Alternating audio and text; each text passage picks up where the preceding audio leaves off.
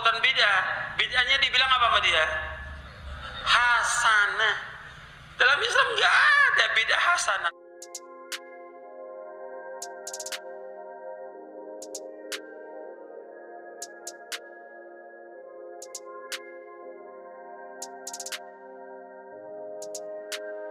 Sering kita dengar di banyak majelis bahwa apa yang tidak dilakukan oleh Rasulullah adalah bid'ah. Setiap bid'ah adalah kesesatan. Setiap kesesatan tempatnya adalah neraka. Dari dasar itulah kemudian muncul label sesat atau paling tidak haram pada amaliyah sebagian umat Islam yang tidak dilakukan oleh Rasulullah secara langsung. Misalnya tahlilan atau maulidan. Kelompok yang mudah membid'ahkan ini mengaku mengikuti manhaj salaf, meski sebenarnya pemahaman mereka sangat berbeda dengan pemahaman ulama salaf. Artinya mereka hanya mengaku mengikuti ulama salaf, padahal yang lebih tepat mereka disebut Wahabi, karena mereka pengikut Syekh Muhammad bin Abdul Wahab. Ulama yang suka membid'ahkan ini tidak hanya ulama Wahabi Arab Saudi, tetapi juga ustadz Wahabi yang ada di Indonesia seperti Ustadz Yazid bin Abdul Qadir Jawas, sebagaimana yang telah disaksikan oleh sahabat-sahabat sekalian di awal video ini. Ustadz Yazid Jawas menegaskan bahwa dalam Islam tidak ada bid'ah hasanah. Namun, jika kita suka membaca kitab-kitab ulama salaf, maka kita akan mengetahui bahwa Ustadz Yazid bin Abdul Qadir Jawas tidak suka membaca.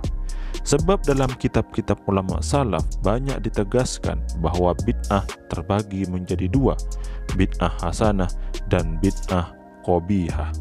Atau bisa jadi sudah membaca penjelasan itu, hanya saja tidak disampaikan kepada jemaahnya. Perlu penulis tegaskan di sini, pembagian bid'ah menjadi dua bagian, yakni bid'ah hasanah dan bid'ah qabihah.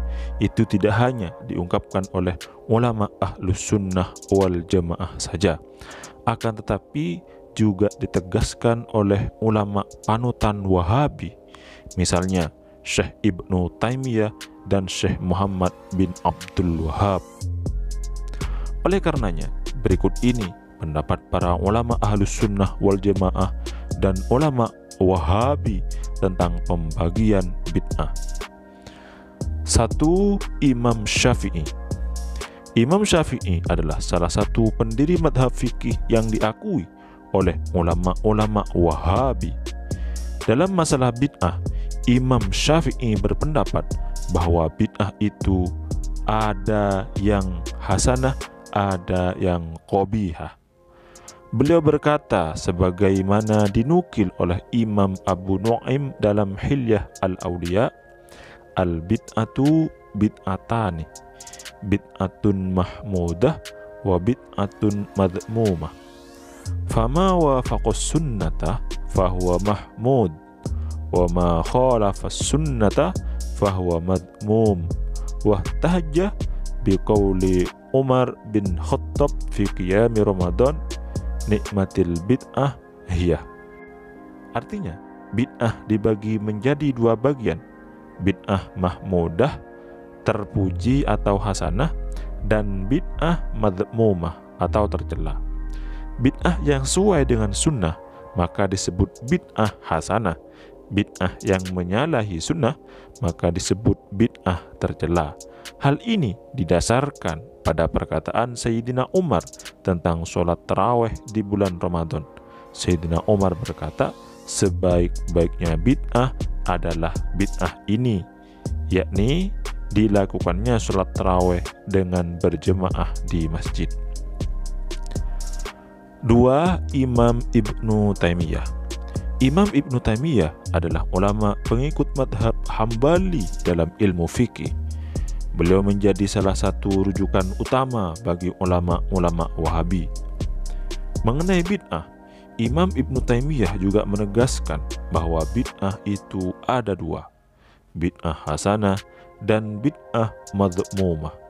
Beliau menulis dalam kitab Majmu' al-Fatawa, wa ma khalafah an-nusus fahuwa bid'atun bittifaqil muslimina, wa ma lam yu'lam annahu khalafaha faqad la yusamma bid'atan. Qala asy-Syafi'i rahimahullahu, al-bid'atu bid'atani, bid'atun khalafat kitaban wa sunnatan wa ijma'an wa atharon an ba'di ashabi Rasulillah sallallahu alaihi wasallam, fahadhihi bid'atun dolalah. Wa bid'atun lam tukhalif syai'an min dzalika, fahadhihi qad takunu hasanatan. Liqauli Umar, nikmatil bid'ah hadhihi, hadzal kalam au nahwuhu rawahul Baihaqi biisnadihi as-sahihi fil madkhal. Artinya, apa-apa yang menyalahi nas Al-Quran atau hadis, maka itu bid'ah dengan kesepakatan ulama. Adapun ajaran yang tidak diketahui menyalahi nas atau tidak, maka bisa tidak disebut bid'ah. Sebagaimana pendapat Imam Syafi'i bahwa bid'ah itu ada dua.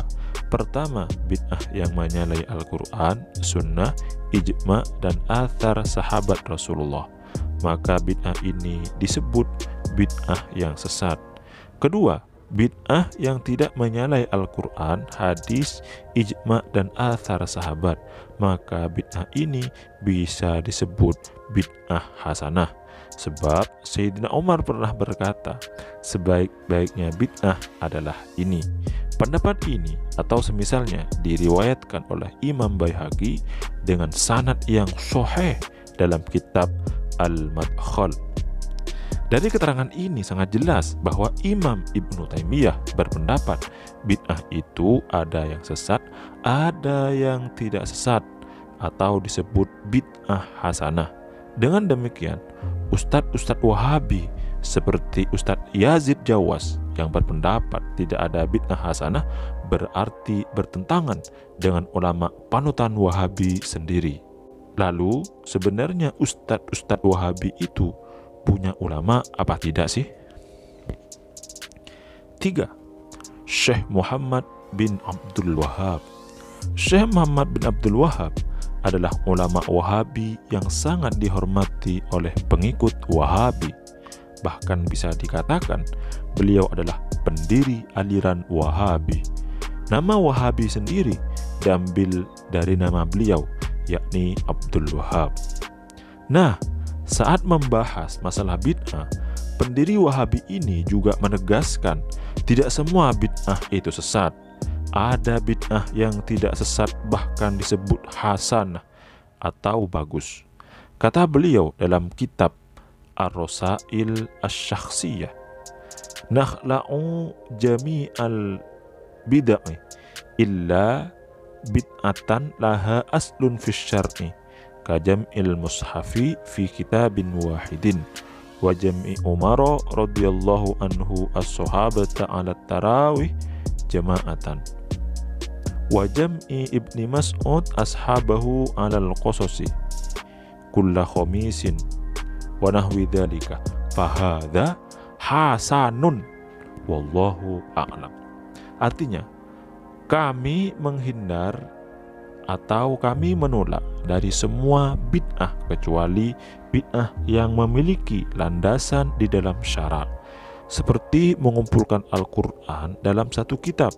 Sayyidina Umar mengumpulkan para sahabat untuk sholat tarawih berjamaah, dan Imam dan Ibnu Mas'ud mengumpulkan sahabat-sahabat untuk berkisah setiap hari Kamis, dan semisal itu semua, maka hal itu disebut bid'ah hasanah atau perbuatan yang bagus. Wallahu a'lam. Dari keterangan ini sangat jelas bahwa menurut pendiri aliran Wahabi, tidak semua bid'ah itu sesat. Ada bid'ah yang bagus.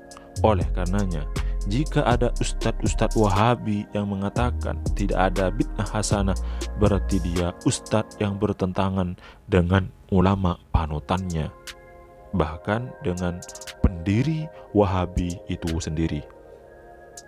Itulah pendapat-pendapat ulama Ahlus Sunnah wal Jamaah dan ulama Wahabi mengenai bid'ah, bahwa bid'ah terbagi menjadi dua, ada bid'ah hasanah dan bid'ah dolalah atau bid'ah qabihah. Bahkan Imam Izzuddin bin Abdissalam mengatakan dalam kitab Qawaidul Ahkam fi Masalihil Anam, bid'ah itu ada 5, ada yang wajib, ada yang sunnah, ada yang makruh, ada yang haram, ada yang mubah. Begitulah teman-teman dan penonton sekalian, mudah-mudahan kita selalu diberi hidayah oleh Allah Subhanahu wa Ta'ala agar selalu berada di jalan atau pemahaman Islam yang diajarkan oleh Rasulullah Sallallahu Alaihi Wasallam, para sahabat, tabi'in, dan ulama-ulama, bukan yang diajarkan oleh ulama-ulama Wahabi karena bertentangan dengan ajaran-ajaran ulama salaf.